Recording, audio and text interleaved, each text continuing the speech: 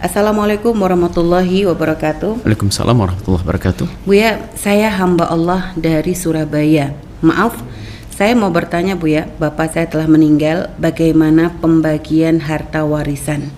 Apabila bapak saya punya anak laki-laki dari istri yang pertama, tetapi keluarga atau orang tua bapak saya itu tidak tahu apabila bapak saya telah menikah.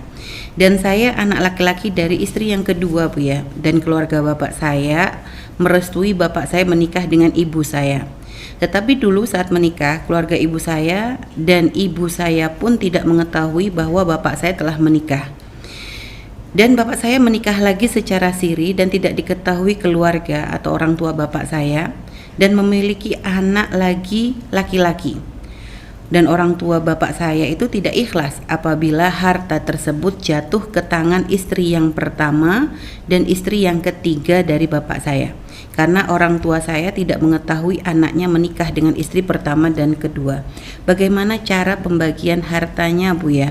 Apakah anak dari istri pertama dan ketiga bapak saya tetap mendapatkan harta warisan? Terima kasih.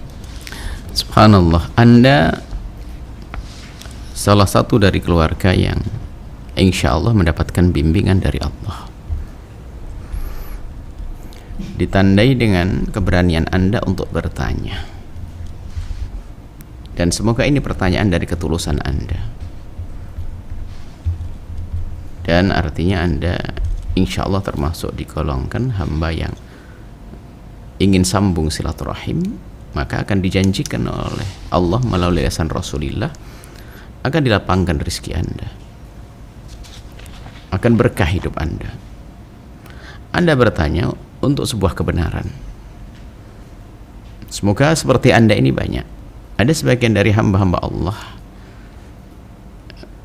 kalah dengan setan, ya karena orang tuanya menikah lebih dari satu misalnya, kemudian sudah punya anak, itu malah yang ditanamkan di dalam diri adalah kebencian, pembedaan, permusuhan, termasuk urusan waris apa. Akhirnya ada sembunyi-sembunyi pengen makan yang haram.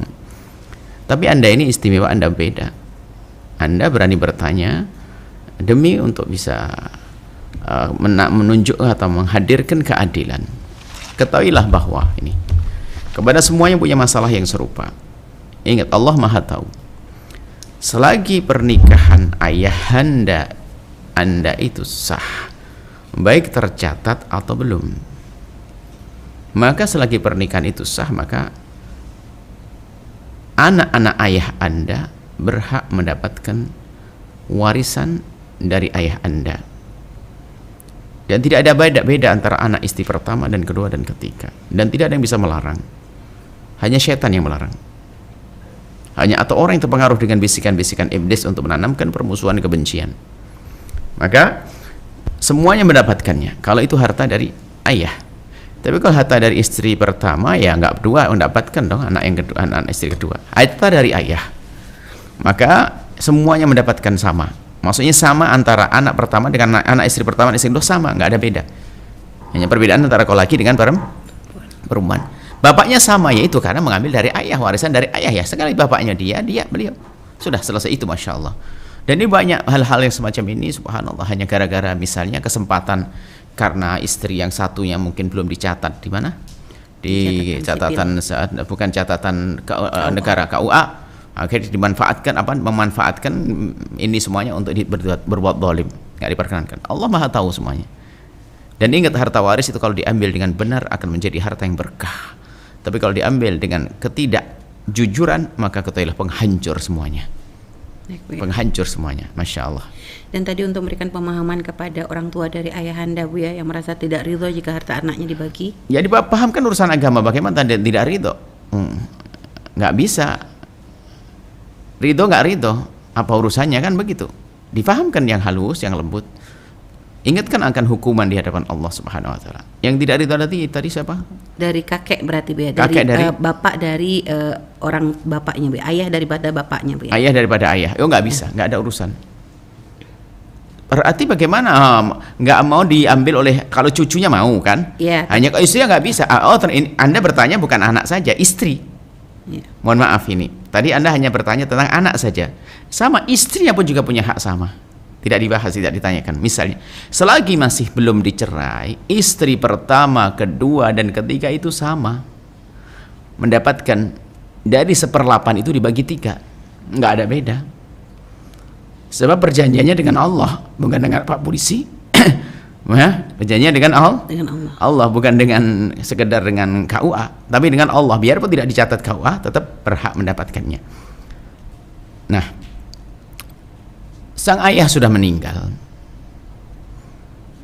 Jangan sampai kita dikalahkan oleh setan gara-gara meninggalnya seseorang, menjadi bermusuhan setelah itu. Dan bermusuhan tidak ada indahnya. Apalagi ini kebenaran. Sudahlah, turuti syariat, akan indah semuanya. Akan indah semuanya. Adapun jika ternyata Bu ya, karena tadi kan katanya istri yang ketiga dinikah secara siri Bu ya, artinya mungkin tidak ada saksi, tidak ada bukti yang mengatakan bahwasanya dia tuh memang benar-benar istri dari ayah andanya, tapi si wanita memang mengaku dinikahi, apakah itu boleh langsung dipercaya? Oh, enggak bisa kalau seperti itu. Paling tidak harus ada orang di kiri kanannya yang mengetahui seperti itu. Karena tiba-tiba ada orang datang ngomong gini, anakku gimana? Baik Bu ya. Nah, harus ada pembuktiannya, harus ada dong. Misalnya tetangganya ngomong iya, atau saya jadi saksi pernikahannya, atau pernah dia memperkenalkan, sudah cukup. Misalnya apa? Oh iya, ini pernah dikenalkan. Misalnya sang ayah tadi pernah mengenalkan kepada salah satu atau beberapa saudaranya, ya bisa dipercaya. Tapi kalau tiba-tiba ada orang datang, buat 3 anak ngomong aku adalah seorang, setiap ada orang meninggal dunia, orang kaya, nanti ada orang datang, saya istrinya ditaruh di gunung sana, kan kacau gitu. Ya nggak bisa. Harus ada pembuktian. Biarpun tidak pembuktian, maknanya harus ada saksi atau orang yang pernah mengetahui tentang itu. Artinya kalau ada orang hanya mengaku saja, tidak serta-merta kita terima. Tapi nggak boleh ditolak juga, dibuktikan, karena bisa jadi memang itu disembunyikan. Baik Bu ya. Kalau seandainya Bu ya pernah ada pengakuan dari si ayah bahwasanya dia sudah mencerai seperti itu Bu ya, tapi ternyata misalnya dari pihak istri yang bersangkutan merasa mengakui bahwa dia tidak ada perceraian sama sekali, itu mana yang harus dipercaya Bu ya? Misal pernah memang bapaknya menyebutkan tentang perceraian. Lah sekarang tinggal kalau memang begitu dilihat ini sudah ada surat atau belum, kan begitu. Tidak, kalau tidak ada surat biasa. Kalau tidak ada surat, kan suami, di saat suami mengatakan sudah dicerai, tentunya harus ada pembuktian juga. Apakah siapa yang jadi saksi untuk mendengar itu semuanya? Karena seorang istri mengatakan sebab aslinya pernikahan itu ada. Aslinya kan ada. Sementara istri belum mengakui adanya perceraian. Ya, dan suami sudah meninggal. Kalau seandainya suami masih hidup, dia akan diambil sumpah untuk mengatakan itu semua, maka sudah dicerai atau belum. Nah, maka dalam keadaan semacam ini, maka karena suami sudah tidak ada, kemudian dicerai, kemudian sang istri, dan memang pernah dia itu karena tidak ada surat, tidak ada. Ini kan menjadi masalah. Makanya kami himbau kepada siapapun itu ya, harus ada catatan yang seperti ini, ya kan? Ya. Dan apakah memang cerai itu akan jatuh Bu ya, walaupun tanpa diketahui oleh istri? Oh iya, jatuh, tetap jatuh kalau sudah diucapkan akan jatuh. Baik, dan kemudian ini berat lagi, kan ada urusannya dengan hak. Maka siapapun bisa menolak karena tidak ada surat.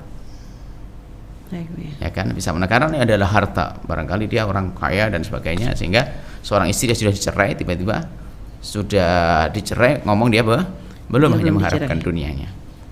Maka ini harus, makanya biasanya dari pihak yang disebut hakim atau qadhi itu memanggil sang wanita tersebut, terus diambil sumpahnya, kan seperti itu. Diambil sumpahnya, kebenarannya seperti apa. Baik Bu ya. Dan mungkin apakah ada nasihat khusus Bu ya, mungkin bagi para laki-laki yang memang mempunyai kasus seperti ini, menyembunyikan pernikahannya karena untuk menjaga pernikahan yang mungkin sudah diketahui, supaya tidak terjadi kezaliman seperti ini Bu ya? Harus ada disampaikan kepada orang-orang yang bisa dipercaya, yang sekiranya kelak, kan kita tidak tahu umur sampai kapan. Ya, Bu ya. Yang kelak artinya bisa menyelesaikan permasalahan tersebut. Jangan sampai hanya menikah kemudian tiba-tiba ajal menjelang sehingga terdolimilah, sudah tidak mendapatkan haknya, akhirnya terdolimi setelah itu anak-anaknya. Luar biasa. Tapi harus diberitahu kepada sanak atau kerabat atau siapapun untuk bisa paling tidak mengingat atau mencatat itu. Kalau ada apa-apa maka tolong diurusi dan sebagainya, ya kan? Ini harus seperti itu. Kalau tidak bagaimana nanti tiba-tiba orang dari gunung datang ke kota, bikin masalah nanti, kan kasihan. Baik Bu ya, Masya Allah. Zalim enggak. Pokoknya gini loh ya.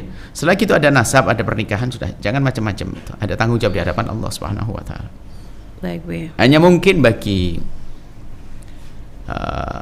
orang yang dinikahi dengan cara semacam ini ya, Anda berani, Anda nerima seperti itu ya, kita tidak bisa menyalahkan karena mungkin ada banyak hal, mungkin dia adalah seorang wanita yang mungkin juga punya keperluan, hajat. Misalnya dia adalah mungkin secara pribadi ingin nafkah dan sebagainya. Mungkin setelah dinikahi mungkin bisa nyekolahkan anak atau mungkin pernah punya anak dan sebagainya. Itu sah-sah saja dari sisi ini. Tapi sisi lain dari kaum pria itu ya kalau menikah juga jangan begitulah, takut ada apa-apa, kan zalim. Kemudian di sisi lain kita nasihati mungkin istri yang sebelumnya bagaimana kok tiba-tiba kok diam-diam begitu tuh.